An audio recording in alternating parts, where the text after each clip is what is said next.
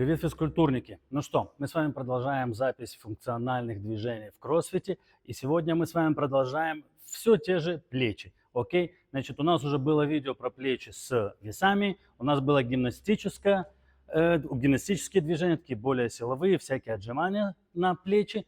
И сегодня мы переходим больше уже к движениям, которые связаны с ходьбой на руках. Итак, друзья, чем хороши эти движения? Ну, во-первых, их можно использовать как периодизацию, грубоватую, если честно, но все-таки периодизацию для того, чтобы потихоньку начинать, потихоньку начинать продвигаться в сторону ходьбы на руках тем, кто не умеет это делать. То есть это, да, можно использовать. Кроме того, мы эти движения еще в кроссе используем как просто движения отдельно от всего. То есть они у нас там, некоторые движения входят в разминки. Для людей, которые более начинающие только свой путь в кроссфите, да, которые не занимались и не знают эти движения, их можно использовать как отдельные движения в тренировочном плане. То есть, в общем-то, у них есть что с ними делать, есть где и как их использовать. Но прежде чем мы к ним перейдем, как всегда, друзья, лайк, подписка. Вам не сложно, мне приятно, а YouTube полезно для продвижения моих видео. Ну что, народ, погнали!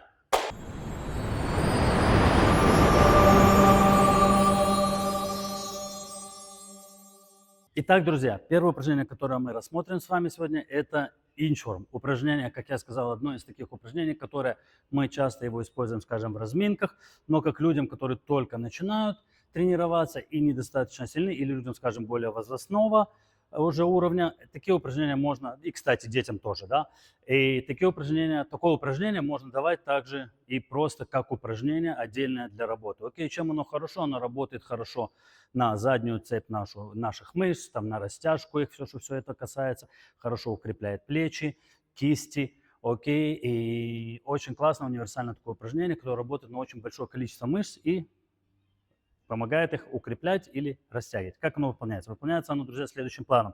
Встали боком, окей, нагнулись вниз, коснулись ладонью поля и пошли вперед.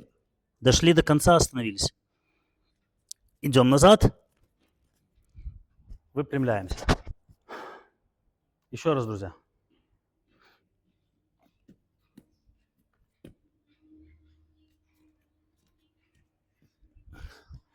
Спереди смотрим.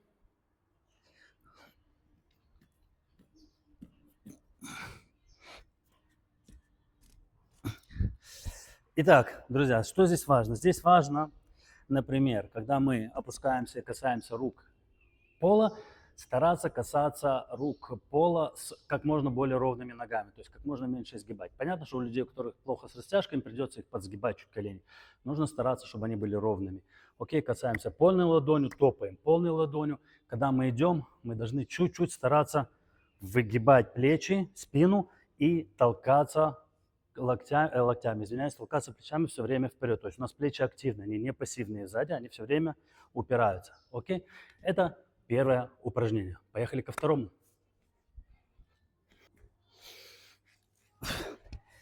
Итак, друзья, следующее упражнение – это wall walk. Движение, которое уже более такое тяжелое, оно более сложное в том смысле, что нам надо уже стоять на руках. Оно больше подойдет уже людям, которые, да, могут стоять на руках у стены, и достаточно большая нагрузка идет на плечи. Тоже, что важно, всегда плечи активные толкаются вверх. Окей, мы всегда отталкиваемся от пола. И оно уже больше используется у нас обычно именно в тренировках. Или так же, как делают людям, которые начинают уже учиться ходить на руках, оно тоже может неплохо подойти. Но, в общем-то, такое упражнение могут делать люди, которые уже, да, могут стоять на руках и достаточно имеют крепкие плечи. Итак, выполняется. Легли, отжались, потопали вниз, коснулись,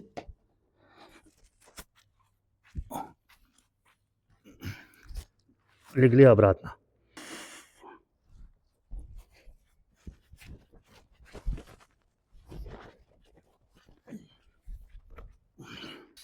Также, друзья, еще есть, естественно, и статическое упражнение, в котором мы просто стоим на руках у стены.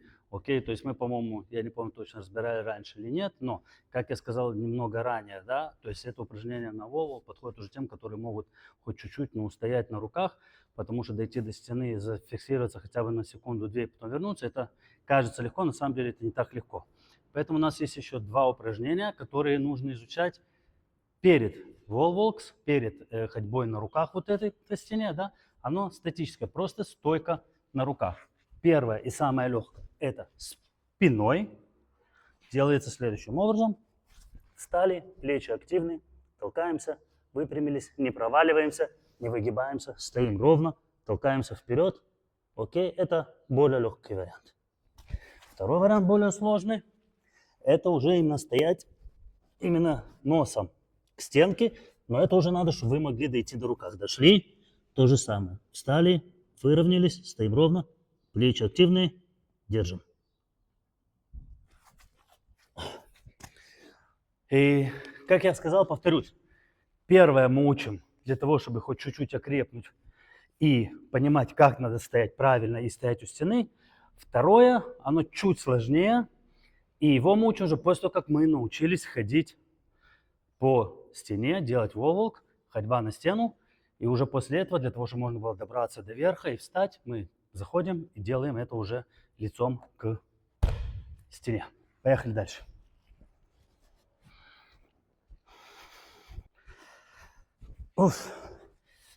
Итак, друзья, следующее упражнение. На самом деле это не одно упражнение, называется оно, начнем с этого, shoulder taps.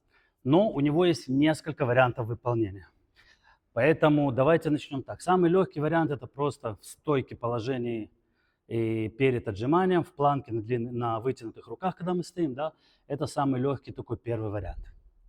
И он перерастает уже, как вы помните, мы раньше делали такие с вами, мы уже проходили эти отжимания в стойке на руках, которые называются pike push-ups. Так вот, в стойке pike это уже более следующий вариант. Следующий вариант более сложный, это когда мы поднимаем ноги на аргаз и стоим уже на руках на аргазе. И делаем его на аргазе. И это третий уровень. Четвертый уровень это уже стоя у стены, стоя с ногами наверху. И тут у нас тоже есть два варианта. Один это спиной, он чуть полегче. Второй это лицом, он чуть посложнее. Итак, друзья, смотрим. Значит так, самый первый вариант, как я сказал. Встали в планк на длинных руках, стоим ровно, стоим, и наша цель это касаться плечами, руками плеч. Стараться не выкручиваться, стараться стоять ровно. Поначалу можно ноги расставить чуть пошире, чтобы было удобнее. И наша цель, оставаясь с ровными плечами и ровной спиной, касаться плеч. Окей, это самый простой, легкий уровень. Следующий. В позе пайк. То есть мы должны сделать то же самое. Помните, да, мы в позе пайк, когда стоим, наши ноги должны быть как можно ближе к рукам. И надо перенести вес на руки и на плечи. Так вот, все то же самое. Встали, перенесли вес, стоим и стараемся, удерживая без лишних движений в позвоночнике и в тазу, касаться плеч. Окей? Третий вариант.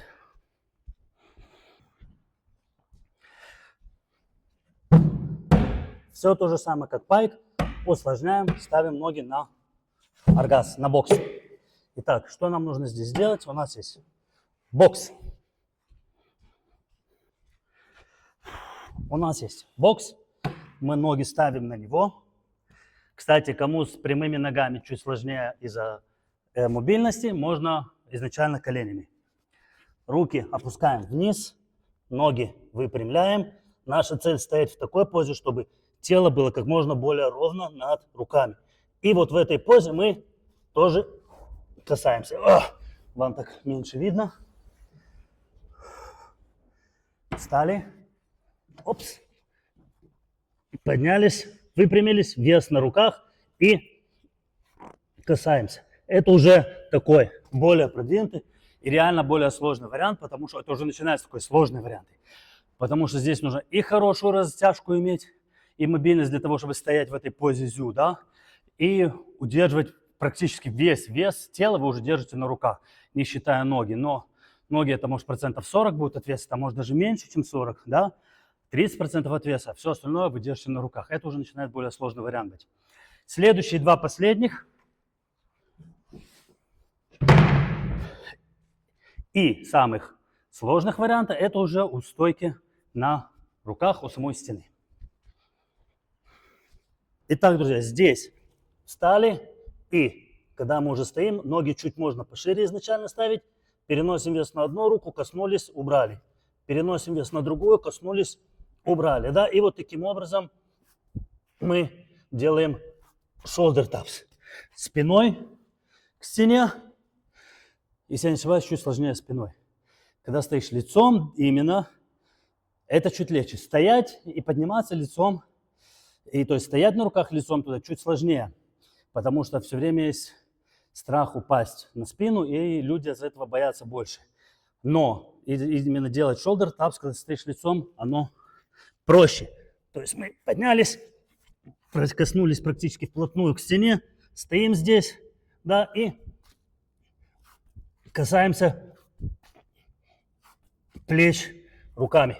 Руками плеч. Руками плеч касаемся, да. То есть у вас есть два варианта. Вот такой. Я спиной, мне легче, когда я стою спиной, лицом и касаюсь. Может быть, кому-то может быть наоборот, но мне легче, когда я лицом. Когда я спиной становлюсь, чуть-чуть сложнее. Там надо больше балансировать, там надо больше играться уже с балансом. Из-за этого оно чуть-чуть усложняется. Но, в общем-то, первоначально для того, чтобы это сделать более-менее нормально и хорошо, вам надо больше раздвинуть чуть-чуть ноги, не ставить их ровно друг к другу параллельно, одна к другой, а чуть расширить, и тогда, когда вы переносите вес, вам легче играться с ногами, потому что они вам помогают здесь с балансировкой на руках. Потому что вы не можете, стоя ровно, поднять руку. То есть люди, которые стоят хорошо, там гимнасты, профессионалы, все такое, стоят хорошо на двух руках, они, да, могут поднять, потому что они практически стоят, продолжают стоять просто на одной руке. Мы не там, поэтому мы, когда это делаем, мы чуть-чуть переносим вес. Из-за этого, когда ноги больше в стороны раздвинуты, нам легче чуть-чуть сдвинуть вес. Одну ногу чуть нагнули, одну опустили, одну чуть подняли. Из-за этого вес чуть переносится, и легче удержаться, и касаемся плеча. Это у нас было 4-е и 5-е упражнение. И это вот таких вот 5 упражнений, которые у нас есть, которые касаются именно вот shoulder taps. И последнее упражнение, которое у нас в этой коллекции есть, это, естественно, сама ходьба на руках. И смотрите, скажу вам так, и когда ты учишься ходить на руках, естественно, между вот всеми вот этими движениями, если будешь выполнять только их, естественно, ходить будет учиться чуть легче, но тут есть много всяких пропусков, да. Перед этим есть еще куча разных движений, которые можно вставить здесь для того, чтобы научиться держать баланс правильно на руках, и для того, чтобы научиться двигать правильно руками. То есть тут еще есть всякого типа упражнения, которые можно добавить для того, чтобы было легче и проще учиться ходить на руках. Но по большому счету, и вот выполняя все вот эти движения, и будучи в них достаточно крепким и хорошо их делать, беспроблемно их делать, можно уже начинать учиться ходить на руках. Вот. Будет ли это правильно? Я бы не сказал, потому что, как я сказал ранее, тут есть несколько все-таки уровней, которые мы перепрыгиваем. Но есть люди, которым это не мешает, которые достаточно неплохо чувствуют себя, стоя вниз головой, которые контролируют неплохо свое тело, даже не умеючи стоять просто в стойке на руках.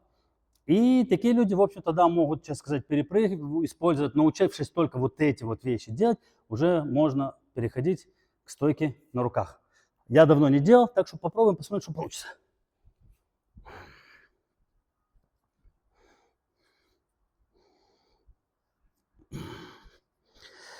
И по большому счету хорошо бы, да, знаете, как люди иногда ходят, они вот прямо закидывают ноги. Я тоже вот из-за того, что очень многие ленятся учиться вот именно потихоньку, по уровням, как надо.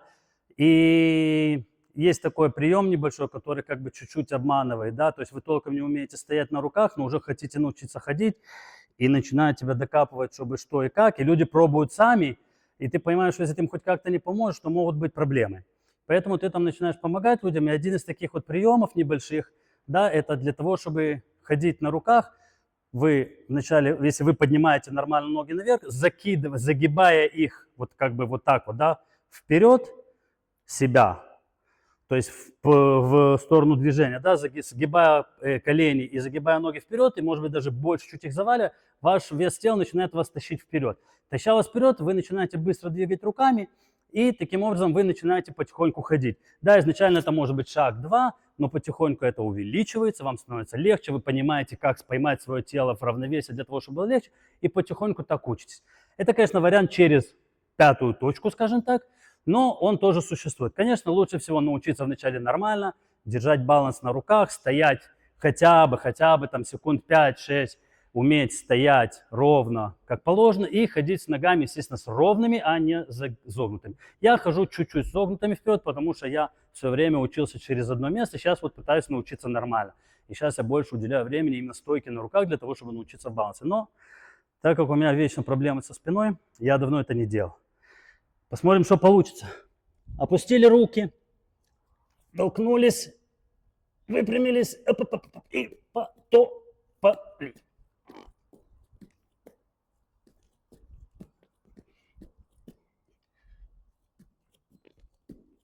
Ой. Знаете что, для человека, который давно это не делал, у меня даже очень неплохо получилось. Вот приблизительно так это все выглядит. Ну что, друзья, вот такое вот видео получилось насчет ходьбы на руках, насчет всего, что касается стойки на руках, вверх ногами, всякие упражнения, которые, как я сказал ранее, нам могут помочь в стойке на руках и потихоньку подвести нас к ходьбе на руках. Да, очень грубоватая, по моему мнению, такая периодизация, но по большому счету, как это называется, пойдет. Так, с пивом потянет, что называется, да. Понятно, что если вы хотите научиться нормально делать, есть более лучшие программы для всего этого, есть более точные, это все можно сделать. Если вам будет интересно, пишите в сообщениях, да, в комментариях, то можно будет набрать, взять более конкретные упражнения, разобрать их, как их делать, все по полочкам, разложить по уровням и учиться намного правильнее и лучше делать это дело, ходить на руках. Вот.